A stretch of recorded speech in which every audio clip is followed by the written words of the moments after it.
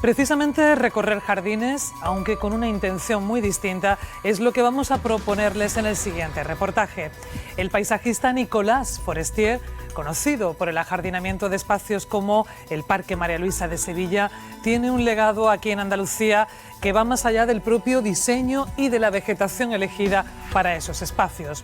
Los jardines del Palacio de los Guzmanes, en Castilleja de Guzmán, o la Casa del Rey Moro, en Ronda, son solo algunos ejemplos del talento de Forestier. Decía Borges que el secreto no es correr detrás de las mariposas, sino cuidar el jardín para que ellas vengan a ti.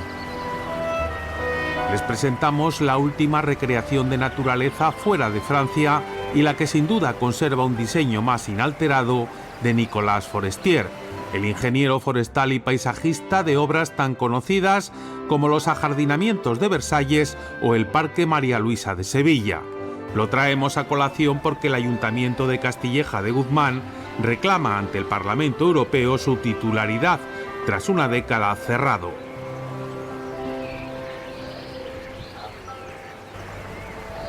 De la veintena de espacios naturales Forestier, Andalucía alberga 4 amparados como bien de interés cultural: Casa del Rey Moro, Palacios de Moratalla y Conde de Guzmán y Parque de María Luisa en Sevilla, capital. Esta su obra más conocida gracias a la Exposición Iberoamericana de 1929. Conjuga dos requerimientos: que pueda ser utilizado por una gran cantidad de personas, como las que se iban a aglomerar con motivo de la exposición del 29.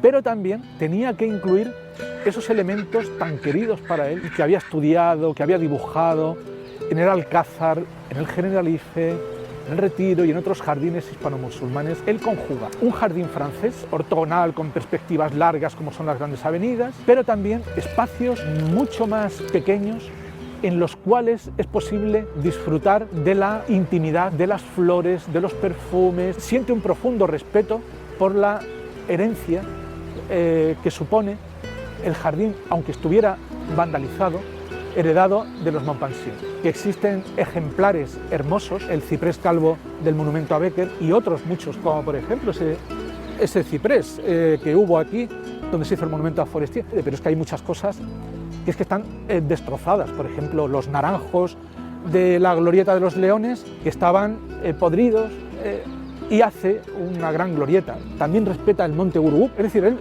sí incorpora a su proyecto todo aquello que considera valioso. Tiene el gran mérito de aunar ese clasicismo tan consolidado como es el griego, el romano, el neoclásico, con un arte que se consideraba en aquellas épocas muy exótico, como es el islámico. Se enamora de aquel lenguaje geométrico de la cerámica, de las lacerías, y construye un modelo que, estando basado en unos pilares tan sólidos y tan firmes, es completamente nuevo y es reconocido como nuevo. Aquí en Sevilla es visto y entendido enseguida. Al día siguiente de su inauguración, los periódicos lo celebran, los poetas le escriben poemas. Sonsoles Nieto le atribuye el haber inventado el jardín sevillano. Y es una pregunta que yo lo he hecho expresamente a Benedict Leclerc, otra grandísima experta, la mayor en el mundo, sobre Forestier, porque yo sí creo que un francés inventa el jardín sevillano y lo hace de esta manera tan hermosa. Si vemos las fotografías de cuando se inaugura el parque, bueno, era un jardín hermosísimo, lleno de flores, llenos de rosas, con unos emparrados envidiables. Era un vergel, era verdaderamente un paraíso. El parque efectivamente es mejorable, pero creo que el parque en general está bastante bien. Ahora, no se parece a aquel parque porque ahora hay menos flores. ¿Por qué hay menos flores? Porque es que las flores son carísimas. Ese parque había sido donado a la ciudad 17 años antes por la infanta María Luisa Fernanda de Orleans, en sus terrenos, que como ya sabemos pertenecían al Palacio de los Montpensier, con una cláusula de exclusión que implicaba que en caso de que esos terrenos fueran construidos, volvían a revertir a la familia. Por tanto, se hacen dos encargos a Forestier para realizar el parque, y por otra, Aníbal González, para que diseñe todo el espacio restante. Forestier reorganiza el parque primitivo, creando unas grandes avenidas que no existían, pero hizo algo muy importante, que fue unificar la rasante del parque.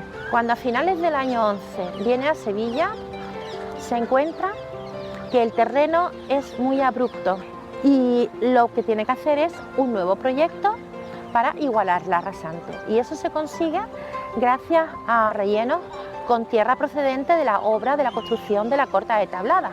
En su segunda visita se encuentra que el estado de las obras es lamentable. Chevalier, que indica que es como consecuencia de los problemas que está teniendo con los sevillanos. Tiene que realizar un seguimiento mucho más personalizado para que el parque se pueda terminar. Cuando se inaugura el parque, el 18 de abril de 1914, lo único que hay construido de la exposición es parte de la Plaza de América.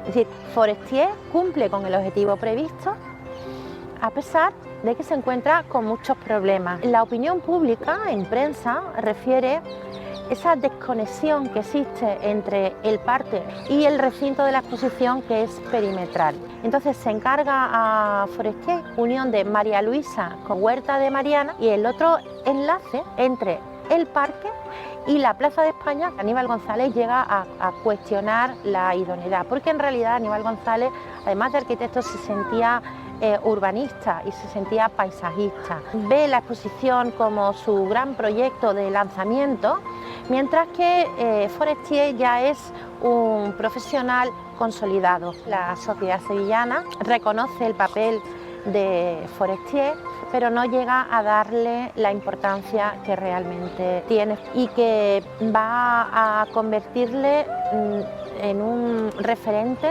en el paisajismo del primer tercio del siglo XX. Importantísimas intervenciones en América.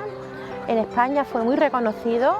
Esas intervenciones coinciden sobre todo en la época de Primo de Rivera, donde se está trabajando en paralelo con la Exposición Internacional de Barcelona, y ahí es donde se le reconoce realmente con la medalla de oro de la exposición. Rompe con el trazado original del parque, que era totalmente romántico, desordenado.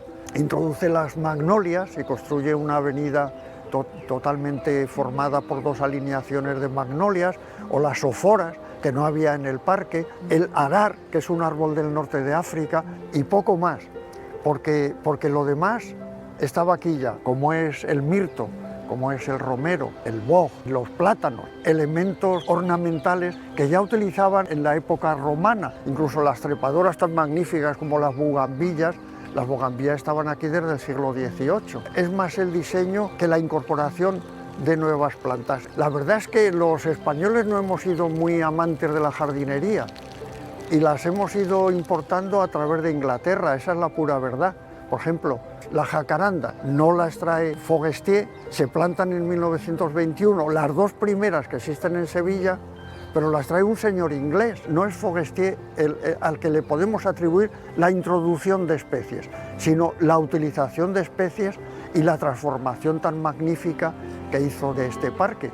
El trazado geométrico de las plantas, la formación de muros a base de plantas, la disposición de los árboles de una manera simétrica, eso es muy notable. Y quizá por eso se le admira tanto a Forestier. Nosotros tratamos de que las especies sean las mismas que en su momento hubo desde un principio. Sí que hay muchos actos vandálicos, ha habido épocas en las que han sido aún mayores, pero creo que esto ha sido recurrente durante toda la historia. En aquella época había unos carros donde los jardineros sacaban las macetas y las colocaban todos los días en determinados enclaves del parque para que el parque tuviese su belleza. Eso es algo impensable hoy en día. Tenemos trabajando 40 personas, pero no hace tanto tiempo ese número era el doble. Externalizamos determinados servicios, no podemos esperar a que una glorieta se devalúe o se deforme, son piezas de museo.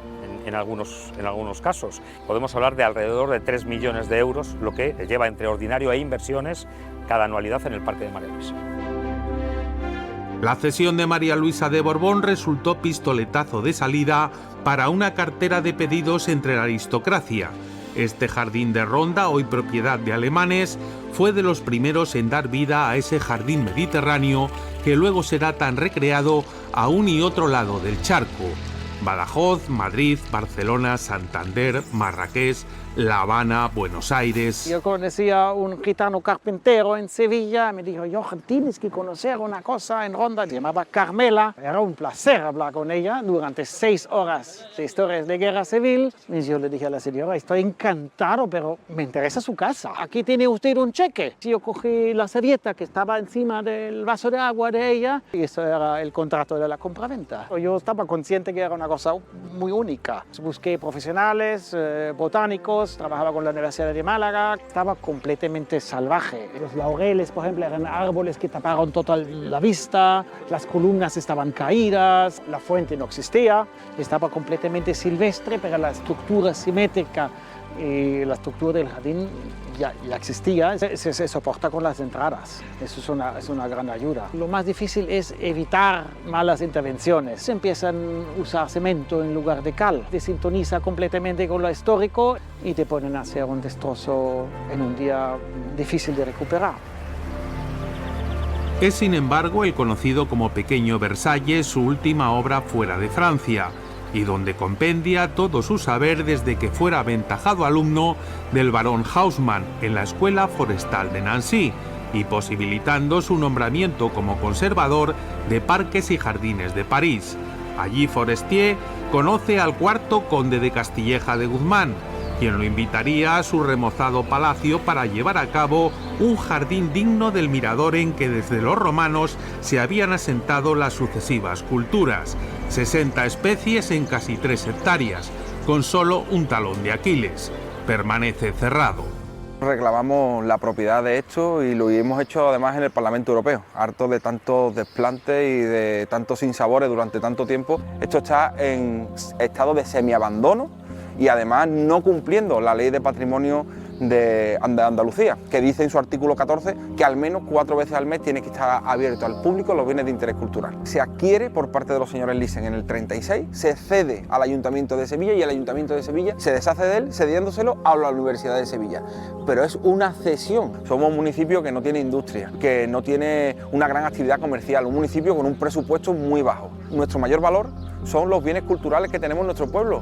Los descendientes lo que quieren es recuperar eso para su patrimonio. Ellos no son reivindicativos para el municipio ni para ponerlo al público ni nada de eso. Yo creo que hubo una media casi de 300 personas que visitaron los jardines de Forestier.